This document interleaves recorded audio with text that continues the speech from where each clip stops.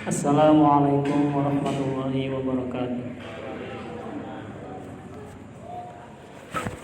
Alhamdulillah, wassalatu wassalamu ala rasulillah. Allahumma salli ala sayyidina Muhammad. Allahumma hdina wahdi bina waj'alna sababan liman ihtada.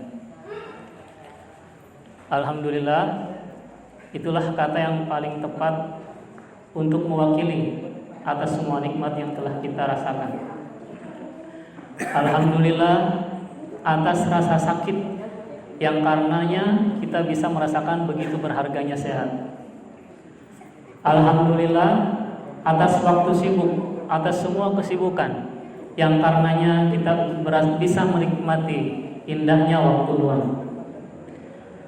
Dan alhamdulillah kita dulu tidak punya masjid, jauh, sekarang kita bisa menikmati adanya masjid dengan sangat dekat. Alhamdulillah. Tadi saya dari Pati sama Abah sama Ibu, mohon doanya, Ibu Abah sedang sakit. Sepulang dari Pati, saya lihat ada promo. Ibu suka promo? Suka. Ayah, Bapak suka promo? Pasti. Adik-adik suka promo? Promo itu beli 1 dapat 5, mau? Nah, tadi ada promo Indosat Telkomsel. Jadi kalau beli 25.000 dapatnya 100.000 plus bonus internet plus bonus nelpon. Mau? Yang mau angkat tangan. Yang mau cuma Mas Fuad. Nah, kita hidup di dunia itu banyak sekali promo. Beli 1 dapat 5. Beli pulsa 25.000 dapatnya 100.000. Dan berita gembira, alhamdulillah hari ini kita mendapatkan promo. Alhamdulillah hari ini kita dapat promo luar biasa. Saya mau nanya, pahala jamaah itu berapa dibanding sendirian? Berapa? Pahala jamaah dibanding sendirian berapa? 27, 20 lebih. Kalau jamaahnya di masjid berapa? Sama atau beda? Beda. Yang bilang beda angkat tangan. Saya kasih bonus.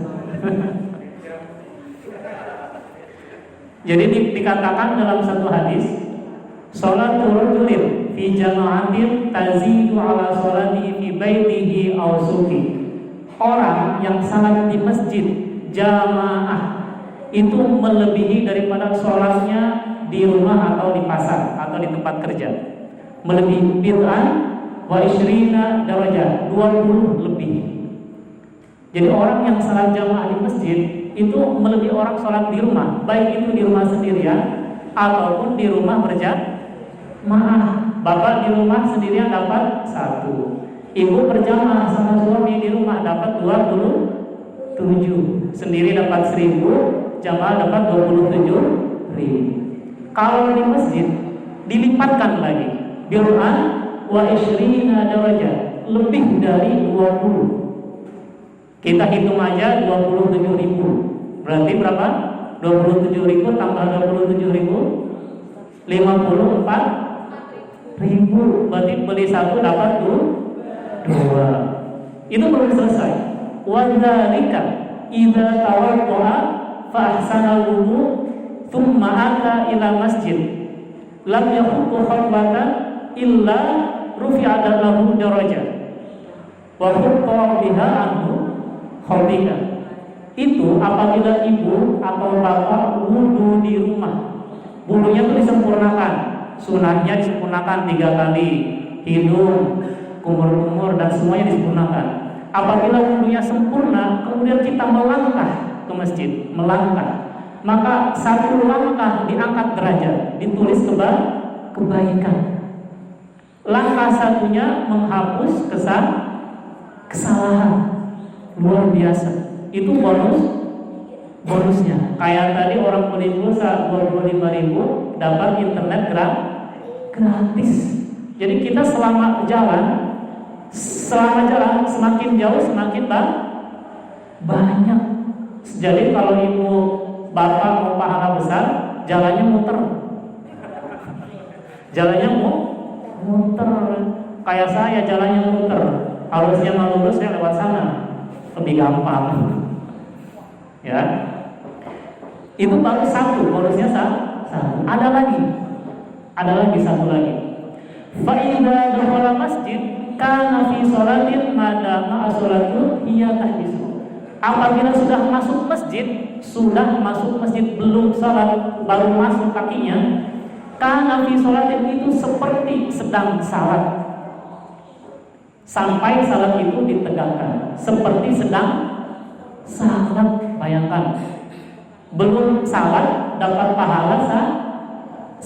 Kalau pahalanya 54.000 ditambah 54.000 berapa?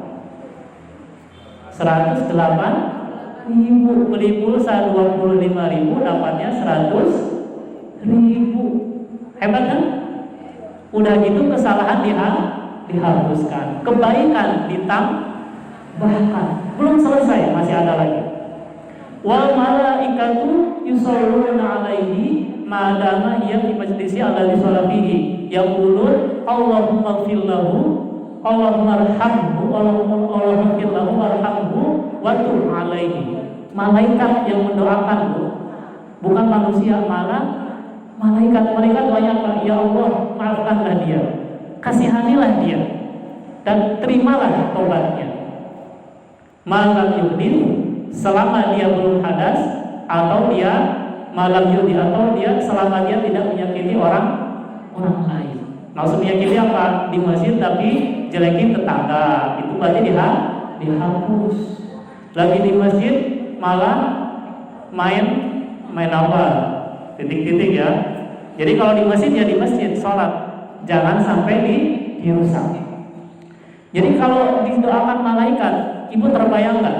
Kira-kira doa malaikat diterima atau tidak? Dan malaikat di sana itu bukan satu, semuanya mendoakan kita. Bayangkan nih kita sekarang nih. Tadi jam berapa kita ke masjid? Jam 7, jam setengah 7. Kita sampai sekarang belum pulang. Berarti sampai sekarang kita tuh didoakan sama malaikat. Kita sejam di masjid, malaikat doain kita sejam. Kita 2 jam di masjid, malaikat doain 2 jam. Masya Allah. Itu kalau beli pulsa itu udah plus 100.000, plus internet gratis, plus telepon gratis. Mau? Yang mau dikit, buktinya yang ada dikit. Wajar, karena nggak kelihatan. Saya sering bilang, karena tak terlihat, akhirnya orang-orang males. Coba kalau kelihatan, rebutan. Itu belum lagi, Bu, ada satu lagi. Kalau ibu ngajak anaknya 3 diajak semua. Istri 3, istri 1 aja diajak juga. Itu bonusnya udah berapa? Istri 1 berarti 108 tadi ya. Berarti ditambah lagi 108, 216. Anak 3, 108 dikali 3 berapa? Wah, susah hitungnya. Makanya diceritakan ada satu sahabat di zaman Nabi namanya Sauban. Nabi itu sampai hafal sama Sauban. Karena Sauban itu kalau di masjid punya tempat khusus. Kayak Pak Haji Fatih, tempatnya khusus. Sauban itu tempatnya di sebelah kanan di pojok, karena dia nggak mau diganggu. Suatu ketika Sauban menangis. Ya Rasul nanya, ya Sauban, kenapa kamu menangis? Sauban bilang, ya Nabi, saya sekarang bisa bertemu Anda ya Nabi. Sekarang nih ibu ketemu presiden, mau nggak? Mau. Ketemu artis pujaan, mau. Nah, Sauban cintanya sama Nabi, bukan sama artis. Bapak suka sama artis. Nah, Sauban suka sama Nabi. Ya Nabi, saya di dunia bisa lihat Anda tiap hari. Saya bahagia. Kalau saya mati gimana ya Nabi? Anda seorang Rasul, derajatnya VVIP. VVIP tahu? Artinya tuh orang yang sangat luar biasa, sangat penting. Kalau keluar itu, kalau di sini pejabat platnya aja apa? Merah ya? Khusus dikawal polisi. Jadi jalannya lurus, nggak ada macet. Turun dari mobil dibukain. Nabi seperti itu di surga, derajatnya tinggi. Saya ya Rasul hanya petani ya Rasul. Saya nggak bisa sedekah, saya bisanya cuma jamaah ya Rasul. Saya nggak bisa apa-apa. Nabi berkata, itu waktu itu turun ayat Al-Quran. Turun ayat Al-Quran. Ma'alladzina an'amta 'alaihim minal nabiyyin wasiddiqin wasyuhada'i wassolihin. Jadi orang yang solih, orang yang solihah, anak-anak yang hebat nanti bisa bersama Rasul, bersama Nabi, bersama Aulia, bersama Sunan Kudus, mau? Bersama Sunan Kalijaga, mau? Amin ya Rabbal Alamin. Jadi ayat itu turun berkat sauban, karena dia sedih. Berarti kita di surga insya Allah kalau jamaahnya terus dijaga, insya Allah tetangga kita siapa? Nabi Muhammad. Hebat kan? Coba siapa? Yang tetangganya presiden kira-kira orang hebat atau orang biasa? Orang hebat. Yang tetangganya Dr. Ali orang hebat kayak kita. Kemudian setelah 1 bulan lebih, tiba-tiba Sauban gak datang. Wah, Nabi kan biasanya Sauban selalu ada kan, tepat waktu, bahkan 10 menit sebelum dimulai sudah ada. Sauban gak datang. Karena Sauban sering jamaah, Nabi tunggu. Ditunggu 5 menit, 10 menit, sampai setengah jam Sauban gak datang-datang. Akhirnya Nabi sholat jamaah, Sauban ditinggalkan. Setelah selesai salat, akhirnya Nabi karena penasaran ngajak sahabatnya ke rumah Sauban. Jalan Nabi, rumah Sauban di mana? Di sana ya Nabi. Zaman dulu nggak ada motor, nggak ada mobil, kuda pun susah. Karena Nabi kan miskin ya, sahabat juga Kenapa miskin? Karena hartanya habis buat menegakkan kalimat Allah. Seperti harta ibu, harta bapak yang sudah diinfakkan membangun masjid, hartanya habisnya di dunia. Di akhirat luar biasa, lagi nunggu. Itu kayak tabungan di bank. Tabungan di bank kira-kira makin nambah atau makin berkurang. Sedangkan kita bukan nabung di bank, nanam saham sama orang ahli bisnis. Jadi gimana nanam saham? Enak kan? Saham itu kita ikut bisnis, nanam uang 5 juta, orang lain yang kerja kita cuma menerima penghasilan. Orang yang infak di masjid itu sama nanam saham. Kita infak 5 juta hari ini, kita mati di alam barzakh kita dapat tiap hari. Kita di akhirat kita dapat. Itu luar biasa. Dulu sahabat seperti itu. Akhirnya Nabi sama sahabat ke rumah Sauban. Masya Allah Bu, Pak, Sauban itu dari masjid ke rumahnya 3 jam. 3 jam. Kalau sholat subuh jam 4:30, jam 5, berarti berangkat jam berapa? Bisa dibayangkan? Belum gelap, belum ada gubuk, karena nggak Sauban orang miskin. Karena hebatnya Sauban, buktinya ayat Quran turun berkat Sauban 3 jam Bu, Pak.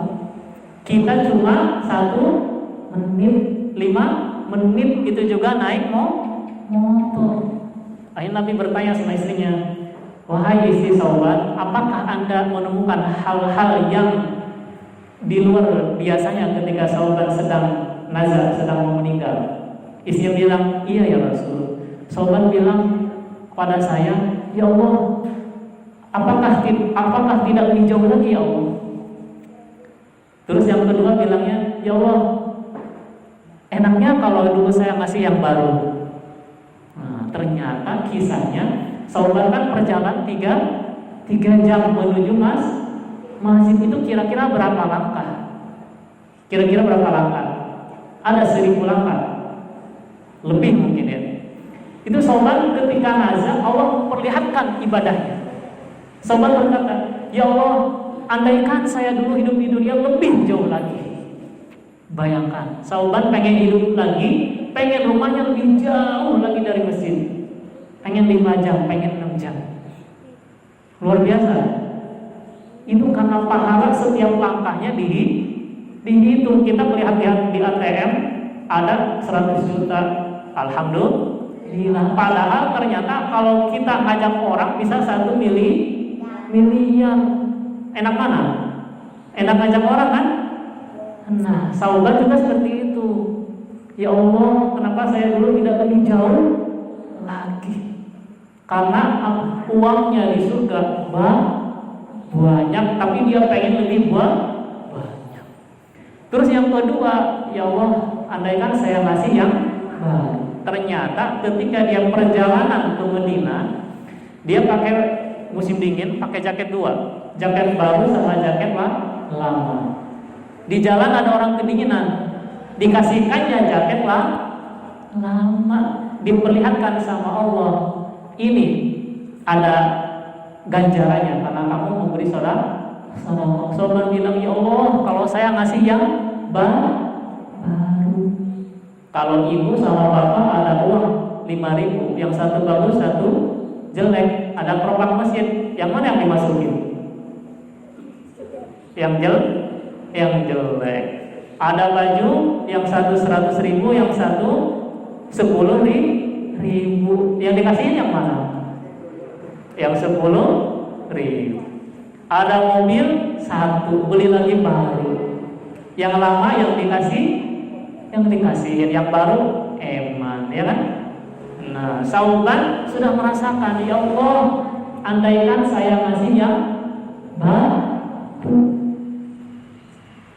andaikan saya ngasih yang jadi luar biasa.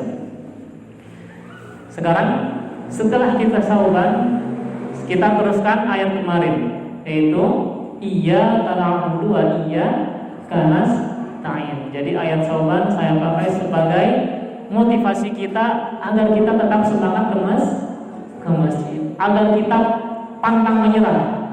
Ngajak anak, ngajak suami minimal ngajak anak, ngajak suami. Saya juga kemarin itu sedih. Biasanya di musola itu ada anak-anak, kok nggak ada ya? Ternyata lupa Mas Yusril sakit. Mohon doanya biar Mas Yusril sembuh. Karena Mas Yusril biasanya ngajak teman-temannya tahajud di musola. Biasanya jam 4 ada anak 5 orang. Nih Mas Yusril semoga sembuh ya. Ditunggu ya. Nah itu yang bangunin siapa? Ibunya luar biasa. Iyyaka na'budu wa iyyaka nasta'in. Hanya kepadamu aku menyembah, hanya kepadamu aku mengabdi. Di sini unik, harusnya kan na'buduka, saya menyembahmu. Tapi ini iyyaka dikedepankan. Jadi kalau bahasa Arab, kalau ada yang penting, misalkan saya punya mobil 2 misalkan, yang satu Lamborghini hebat, yang satu Cherry. Saya bilang sama istri, yang Lamborghini khusus buat saya. Ya, khusus buat saya. Berarti iyyaka na'budu khusus padaku, hanya kepadaku engkau menghamba. Itu pakai iyyaka. Masalahnya nih Bu, biasanya orang soleh membanggakan amalnya. Sering lihat Ibu, orangnya soleh, sering ke masjid, sering puasa, tapi omongannya pedes. Ada yang kayak gitu? Semoga kita tidak termasuk. Ada yang kayak ada juga orang yang menghampakan, yang menyembah, secara kasarnya pekerjaan. Orang lebih milih pekerjaan, apalagi supir. Supir itu berat. Apalagi kalau perjalanan jauh, berat. Padahal Allah meringankan supir, dia bisa jamak kosor. Nanti insya Allah kita akan bahas. Karena ini memang supir itu berat, cuman supir itu mendapat kenikmatan, kemudahan dari Allah. Bahkan bisa dikatakan orang soleh, orang alim, kiai sholat di masjid itu mungkin lebih besar pahala supir, lebih besar pahala petani. Kenapa? Al-ajru ala qadril masyaqqah. Ganjaran itu sesuai kesusahan kita, sesuai letih kita.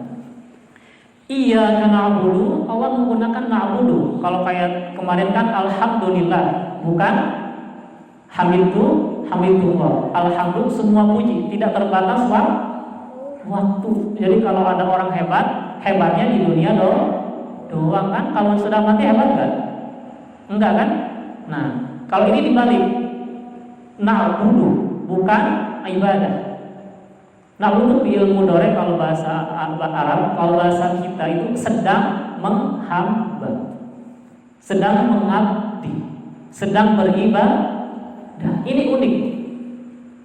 Ada orang kalau lagi di masjid soleh, lagi di masjid jangan ngomongin orang. Tapi kalau sudah keluar masjid, wah, satu desa diomongin. Ada yang gitu. Bapak, ibu, anak-anak kalau lagi di masjid gak ada yang main gapleh. Kayak di masjid jangan main gapleh katanya. Kalau keluar dari masjid, wah, main gapleh sampai ada yang kayak gitu. Banyak. Karena mereka merasa ibadah hanya di masjid. Padahal na'budu sedang beribadah di mana aja. Di mana aja. Bapak lagi panen atau lagi nyabutin rumput tadi, itu ibadah. Itu ibadah. Kenapa dikatakan ibadah? Karena kalau nggak makan, kira-kira bapak ibu buat sholat nggak? Enggak kan? Bapak ibu punya anak, punya istri kan? Makanya kerjaan itu ibadah.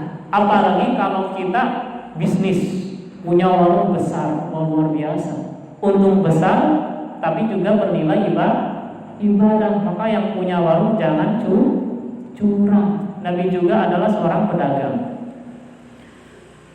Contohnya yang mudah aja, ibu punya suami punya istri. Kalau udah nikah, berarti kan statusnya suami istri kan?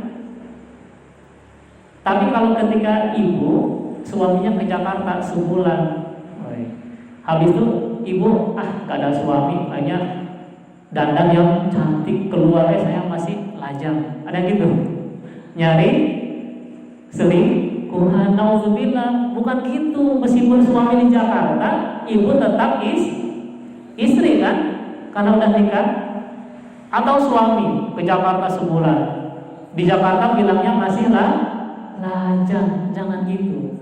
Bapak punya istri, sama kayak statusnya iya karena kita sedang mengabdi, baik di masjid, baik di pasar, baik di rumah, baik di kantor, baik di jalan.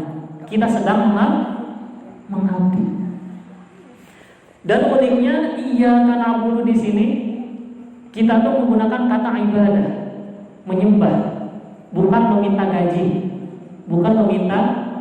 gaji, tapi ini pangkatnya tinggi, susah. Mungkin kalau kita memang ke pahala dulu ya, ganjaran dulu. Tapi kalau sudah tinggi, kita tuh mengabdi pada Allah itu emang karena tugas. Mengabdi itu tuh tugas. Jadi kita tidak peduli ganjaran, tidak peduli neraka, tidak peduli surga. Kita memang mengabdi. Contohnya, contoh mudah, ibu punya anak dua. Yang satu buahnya luar biasa, tanpa dikasih jajan, tanpa dikasih bonus dia baik, ngepel, nyuci, di kelas juara 1. Yang satu kalau nggak dikasih hadiah juara 5, kalau dikasih hadiah juara 1. Ibu, bapak sayang yang mana? Lebih sayang yang mana kira-kira? Lebih sayang yang rajin tanpa minta imbal. Tapi ini susah. Iya na'budu wa iya nasta'in. Untuk iya na'budu dalam Al-Quran dikatakan wa ma khalaqtul jinna wal insa illa liya'budun. Wal insa menggunakan ins. Kalau ins itu mufrad itu satu, jamaknya insan. Kalau insan itu orang-orang, kalau ins itu orang. Kalau ins itu bapak, kalau insan itu bapak. Kalau ins itu ibu, kalau insan ibu. Jadi wa ma khalaqtul jinna wal insa. Jadi masing-masing kalian itu harus ibadah, harus mengabdi. Artinya Dalam suatu kitab dikatakan, Imam Hasan Al-Basri dikatakan, alimtu anna amali la yaqumu bihi ghairi fashtaghaltu bihi wahdi. Saya tahu bahwasanya amal ibadah tidak mungkin dikerjakan orang lain. Ada nggak puasa Ramadan 30 hari, udah Bu, sama saya aja yang puasa? Ada gitu? Atau sholat 5 waktu, udah Bu, gak usah sholat 5 waktu, tidur aja, saya aja yang sholat? Gak bisa. Kita tuh disuruh, masing-masing tuh disuruh dimintain pertanggungjawaban. Saya tahu bahwasanya amal ibadah tidak bisa diwakilkan. Fashtaghaltu bihi wahdi, karenanya saya menyibukkan dengannya. Menyibukkan dengannya. Sekarang ibu suaminya hebat, punya mobil 10, rumah 5, anak hebat. Ketika meninggal, anak ibu ikut gak? Suami ikut gak? Nyari lagi suami. Suami kalau istri meninggal gimana? Ikut dikubur? Nyari lagi ya? Atau kalau suami ibu meninggal, ibu mau ikut dikubur? Enggak kan? Makanya yang menemani kita tuh bukan anak, bukan suami, bukan istri. Yang menemani itu amal ibadah. Makanya perbanyak. Makanya diperbanyak seperti Sauban. Dia pengen lebih jauh lagi. Dia pengen memberikan yang terbaik yang ada padanya. Juga di dalam umur itu luar biasa, Bu. Selain amal, ada satu lagi yang bisa nemenin ibu, yaitu anak solih yang mendoakan. Idza matabnu adam in qatamal ilamin sasin. Ketika kita mati, meninggal, tidak ada yang ngikutin kita kecuali 3. Yang satu apa? Sedekah jariyah, infak masjid, infak pondok pesantren, menyantuni anak yatim. Masih banyak infak itu.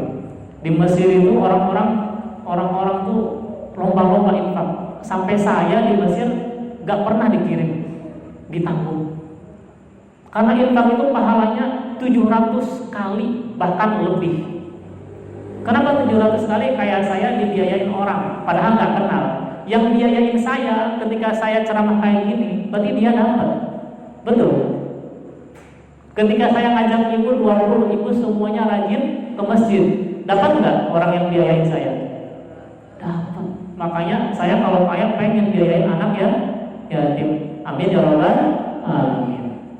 Semoga bapak ibu juga yang kebetulan rezekinya banyak bisa satu aja di desa sini yang yatim, pinter, baik di sekolahan itu aset ya, aset.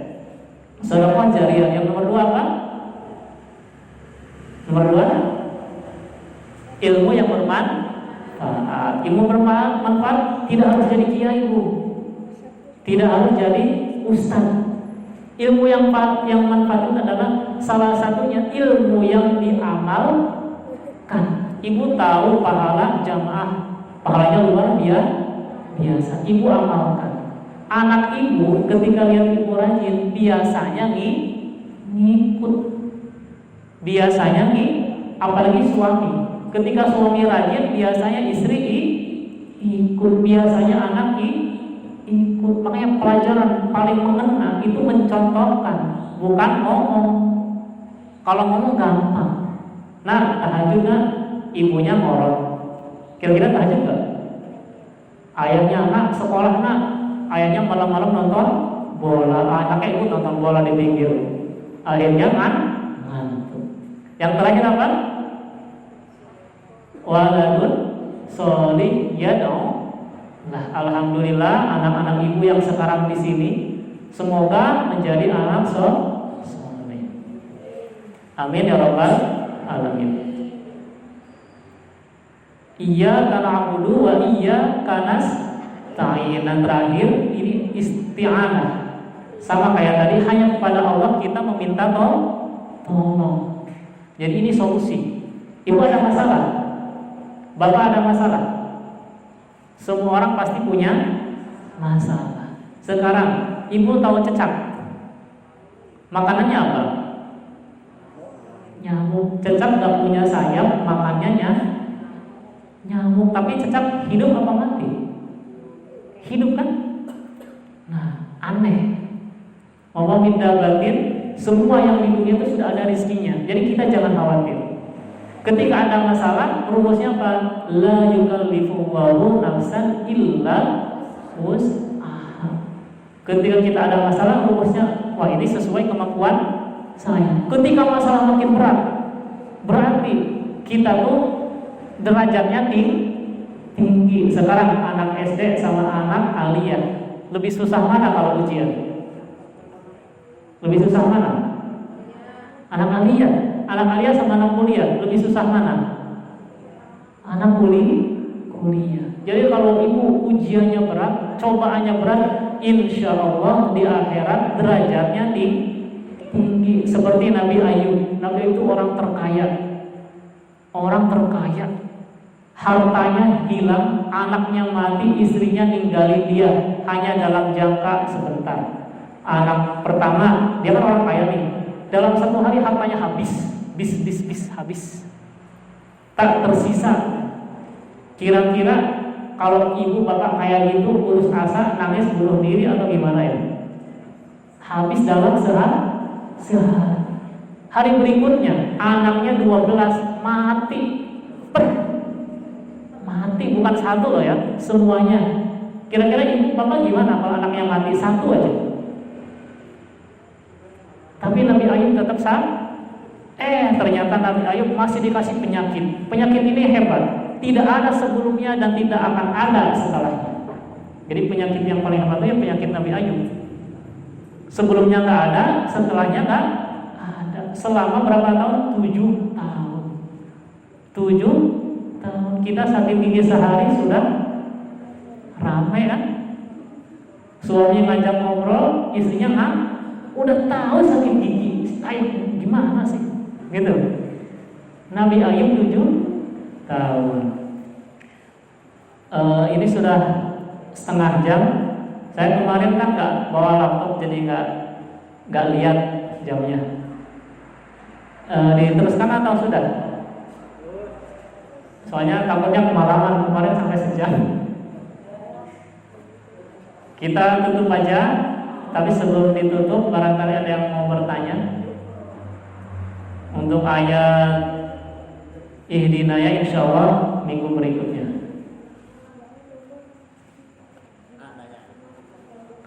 Masalah sholat. Untuk sholat berjamaah yang tepat tuh waktunya. Ini unik ya. Bagus pertanyaannya. Saya dulu kalau di Indonesia habis azan bentar langsung salat. Nyampe Mesir habis azan, kalau misalkan maghrib itu sebentar, nunggunya 10 menit. Kalau subuh nunggunya 20 menit. Lama kan? Jadi baiknya untuk sholat kita sesuaikan adat. Kalau kita bukan di tempat bisnis, kita bisa aja nunggu subuh 20 menit. Kalau di tempat bisnis kan orang-orang pada kerja kan, pengen cepat, itu secepatnya. Karena yang lebih baik, yang paling baik kan selama kita menunggu sholat, berarti pahala kita semakin banyak kan, harusnya gitu. Tapi kita melihat kondisi, jadi melihat adat dan kondisi. Kan kayak di tempat bisnis di kota misalnya, kalau maghrib nunggu 10 menit atau 15 menit, orang-orang pada komplain ya. Gimana nih sholat tadi mulai-mulai, akhirnya sholat sendiri. Jadi lihat situasi. Ada lagi? Kalau nggak ada, saya tutup. Mohon maaf bila banyak salah kata. Untuk waktu, misalkan hari ini terlalu cepat, nanti kita bicarakan lagi karena saya takutnya semuanya di sini bisnismen atau wanita men. Kecuali saya pengangguran. Assalamualaikum warahmatullahi wabarakatuh.